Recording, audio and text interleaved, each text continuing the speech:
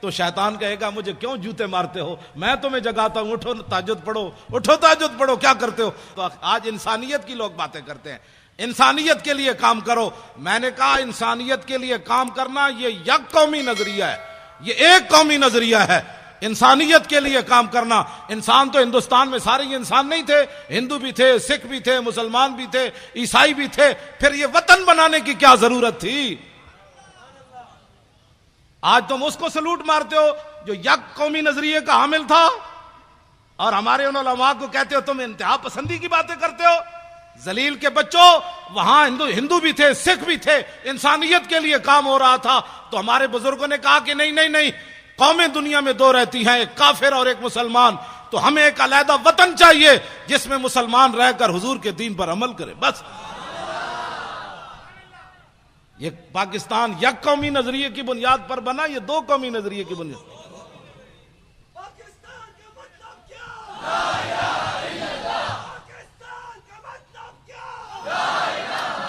جاگ اٹھے ہیں اہل سنت، بچے ہمارے ترانہ پڑھ رہے تھے، مزہ آ گیا۔ جاگ اٹھے ہیں اہل سنت، گونج اٹھا یہ نعرہ ہے، دور ہٹو اے دشمن ملت پاکستان۔ نعیم الدین امیر ملت بوالحسنات کو یاد کرو، سنی بنارس کانفرنس کی قدر و قیمت کا احساس کرو۔ ہندو فرنگی کانگریسی ملا سکھ کو کس نے مارا ہے، دور ہٹو اے دشمن ملت پاکستان ہمارا ہے۔ سارے بولو اللہ دے بندے ہو، سارے بولو اولیاء کا ہے فیضان، اولیاء کا ہے فیضان، اولیاء کا ہے فیضان، اہل سنت کا ہے فیضان۔ پاکستان کا مطلب کیا؟ قانون ریاست کیا ہوگا؟ آپ کو پریشانی ہو رہی ہے، اقبال یہی اسی لیے بولا تھا، اس دور میں میں اور ہے جام اور ہے جم اور، مسلم نے بھی تعمیر کیا اپنا حرم اور، تعذیب کے آذر نے ترشوائے صنم اور ساکی نے بنا کی روش لطف و ستم اور، گفتار سیاست میں وطن اور ہی کچھ ہے، اور ارشاد نبوت میں وطن اور ہی کچھ ہے۔ آپ جو پاکستان حقیقت میں آپ لوگوں کا ہے، آپ ایسے ڈر ڈر کے پاکستان کا بھی نام لے رہے ہیں، بھئی کیوں ڈر ڈر کے نام رہے؟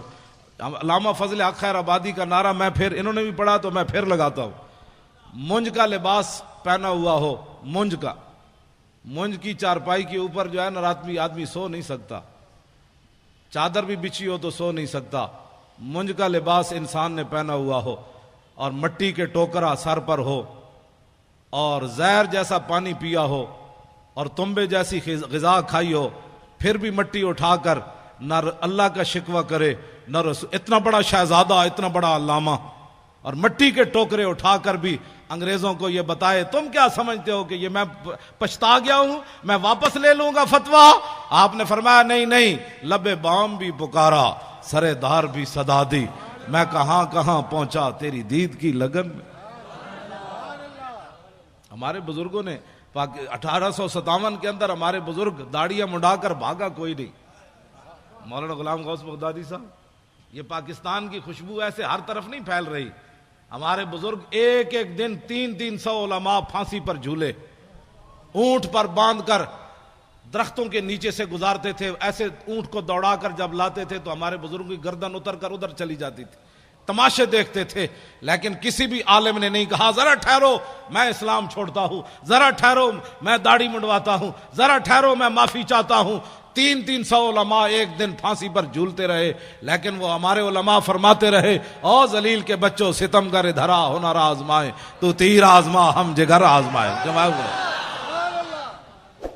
اس لیے آج بھی پوری دنیا زور لگا رہی ہے، پاکستان کے اندر پوری دنیا زور لگا رہی ہے کہ پاکستان سے لبرلزم کی طرف چلا جائے، پاکستان میں فلاں چلا جائے، پاکستان میں عورتیں بھی بٹھا کر انہوں نے روزے کے مسائل عورتیں بتا رہی ہیں روزہ ایسے ٹوٹتا ہے، ایسے جڑتا ہے، تو عورتیں بھی بٹھا دیں، کیبل بھی ساری ان کے قبضے میں دے دی، میڈیا بھی سارا ان کے قبضے میں دے دیا، علماء پر پابندیاں، ان پر دہشت گردی کے مقدمے، ان کی زبان بندیاں، مسجدوں سے سپیکر اتر گئے، کتابیں چھین لی، اور یہ سب کچھ کرنے کے بعد پاکستان پھر کسی کی آنکھ میں کیوں کھٹکتا ہے؟ اس لیے کہ ہمارے علماء کا جو خون ہے وہ تا صبح قیامت یہاں سے لبیک کی آوازیں آتی رہے گی. اس آواز کو کوئی نہیں دبا سکتا. لبیک یا رسول اللہ. انشاءاللہ اب میرے آقا و مولا کے دین جو ہے اس نے آنا ہے. یہ آپ کے جو نعرے ہیں نا یہ بڑے دور تک اس کی گونج گئی ہے. ہاں یہ پاکستان میں پریشانی نہیں لگی, بڑی دور تک پریشانی لگ گئی کہ یہ ان کو کیا ہو گیا, یہ کیا کیا کر رہے ہیں. انہوں نے کہا تمہیں پتہ نہیں کیا کر رہے ہیں, یہ تو اب کھڑے ہو گئے, یہ تو سوئے ہوئے شیر جاگ اٹھے, اب ان شیروں کا راستہ کیسے روکنا ہے. انہوں نے کہا نہیں یہ نہیں روکتے, وہ بکنے والے اور ہیں. ہاں وہ بکنے والے اور ہیں, وہ جھکنے والے اور ہیں. ان کے بزرگوں نے تو کالے پانی میں بھی سر نہیں جھکایا, انہوں نے تو کالے پانی میں بھی سر نہیں جھکایا. اور انہوں نے تو قلعہ گوالیار کے اندر 40 پہلوان لے آیا جہانگیر. فوج اور پولیس تو ناکام ہو گئی مجدد الفسانی کا صرف سر جھکانے میں. کہا کہ یہ ان کے وارث ہیں. 40 پہلوان بلائے اس زمانے میں جس میں ہر چیز خالص ملتی تھی. اب تو بندہ بھی خالص نہیں ملتا, اس وقت تو دودھ بھی خالص, مکھن بھی خالص, شہد بھی خالص. جہانگیر کے زمانے کے پلے ہوئے پہلوان, نہ اریانی نہ فحاشی. اب تو ہر بندہ اپنی آنکھ میلے کیے بیٹھا ہے, گھر سے چلتا ہے تو پتہ نہیں کتنی بار آنکھ میلی کرتا ہے, پھر کہتا ہے مولانا پتہ نہیں مجھے کیا ہو گیا. میں نے کہا ایک دن اپنی نگاہ کی حفاظت کر, شام تک پتہ چل جائے گا تو کہاں جا پہنچا. یہ کوئی معمولی بات نہیں ہے. انگریزوں کو پتہ تھا جب تک مسلمانوں کی آنکھیں میلی ہوتی رہے گی ان کو گرانا آسان ہے. جب ان کی آنکھیں میلی نہیں ہوں گی تو پھر یہ سمندروں میں بھی گھوڑے ڈال دیں گے, سمندر بھی ان کو پھر ایسا نظر آئے گا. ہاں جی, پھر یہ کیسر و کسرا کے دروازے بھی جا کر کھڑکا دیں گے, کیونکہ ان کی آنکھیں بڑی پاکیزہ ہیں, کیونکہ ان کی آنکھوں میں کوئی چیز جچی کوئی نہیں, کوئی تصور ہی نہ ابھرا تیری تصویر کے بعد, اور ذہن خالی ہی رہا کاسہ سائل کی طرح. رخ دن ہے یا میرے سما یہ بھی نہیں وہ بھی نہیں, شب زلف یا مشک خطا یہ بھی نہیں وہ بھی نہیں. خورشید تھا کس زور پر کیا بڑھ کے چمکا تھا قمر, بے پردہ جب وہ رخ ہوا یہ بھی نہیں وہ بھی نہیں. تو ان کی آنکھوں آپ سمجھتے ہیں کوئی صحابہ کوئی لوہے کے بنے ہوئے تھے کہ کیسر و کسرا کے دروازے جا کھٹکھٹائے, ان کی آنکھوں میں کوئی چیز جچتی نہیں تھی. تو جب ساری رات بندہ کیبل دیکھے, ساری رات جو ہے وہ غلط کام دیکھے, تو صبح اٹھ کر تو اس کو جاگ بھی نہیں آنی نماز کے لیے. لیکن جب رات وہ اس طرف کروٹ بدلے کہے لا الہ الا اللہ محمد الرسول اللہ, اس وقت طرف کروٹ بدلے کہے اعوذ باللہ من الشیطان الرجیم, تو شیطان کہے گا مجھے کیوں جوتے مارتے ہو, میں تمہیں جگاتا ہوں, اٹھو تہجد پڑھو, اٹھو تہجد پڑھو, کیا کرتے ہو مجھے تو آرام کر, لا الہ الا اللہ کیا کرتے ہو مجھے. تو جب ساری رات کیبلیں دیکھنے والے کو کون جگائے گا, اس کو کیا پتا شرم و حیا کس بات کا نام ہے, اسے کیا پتا غیرت نام کس چیز کا نام ہے. تو اس واسطے یہ ساری چیزیں اب بند کرنی پڑیں گی. اب ایک ہی طرف چلنا ہے, لبیک کی طرف. کسی کو اگر کوئی پریشانی ہے نا لبیک سے, تو وہ پریشانی ہماری دی ہوئی نہیں ہے, اس کو پریشانی کوئی اور لگی, تو وہ پریشانی کا علاج ہمارے پاس نہیں ہے. ہمارے پاس ادھر کوئی حکیم صاحب ہیں تو میں ان کو کہہ جاؤں گا بھائی ان کا درد مٹھا کرو, ہاں درد اس کا مٹھا کرو. ہمارے پاس کوئی علاج نہیں ہے کہ لبیک کے نعرے سے بھی کسی کو دکھ ہو. میں نہیں سمجھتا کہ جب حضور کی بات آئے, ایک تو بزدلو لگا نہیں سکے نعرہ, اہل سنت کو غیروں سے جدا نہیں کر سکے, ان کی جھولیوں میں بیٹھے رہے ساری زندگی. اب باتیں کرتے ہو کہ جناب یہ کیا ہو گیا, ہم اہل سنت و جماعت کی انفرادی تشخص بحال کر کے 24 کلومیٹر ہم نے ان کو آنسو گیس کھلایا.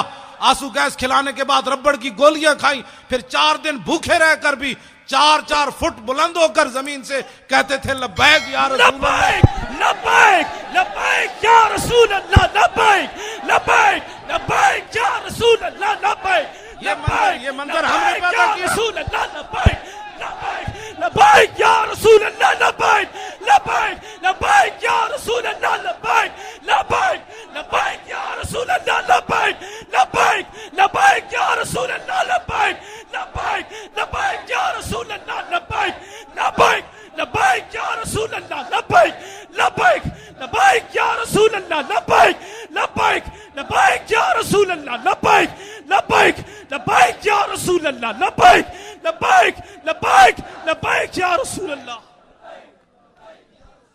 اس نعرے میں کسی کو کیا پریشانی ہونی چاہیے, یہ تو میرے آقا و مولا کی. ہاں جی, اب کسی کو کیا اس میں پریشانی ہے, لبیک کا نعرہ. مولانا غلام غوث بغدادی فقیر آدمی, مولانا مفتی آصف عبداللہ صاحب, مفتی آصف سعید صاحب, یہ سارے حضرات, یہ شاہ جی جناب دو ہتھاں نال سلام. سارے سید جتنے بیٹھے ہیں میری طرف دو ہتھاں نال سلام. ہمارے شیخ الحدیث صاحب تشریف لے آئے, یہ مولانا جو ہے وہ لیاقت اظہری صاحب, یہ سارے حضرات ہمارے جتنے علماء, یہ احمد رضا صاحب, یہ سارے نوجوان, یہ ان کے اندر یہ جو دم خم, یہ ایسے یہ حرارت, آپ کیسے, میں نے کہا آپ اٹھے, میں نے کہا نعرے لگائے. یہ بات ممتاز قادری, ایک تو ہے نا ممتاز قادری کا نام بھی نہ لینا, باتیں کرتے ہو.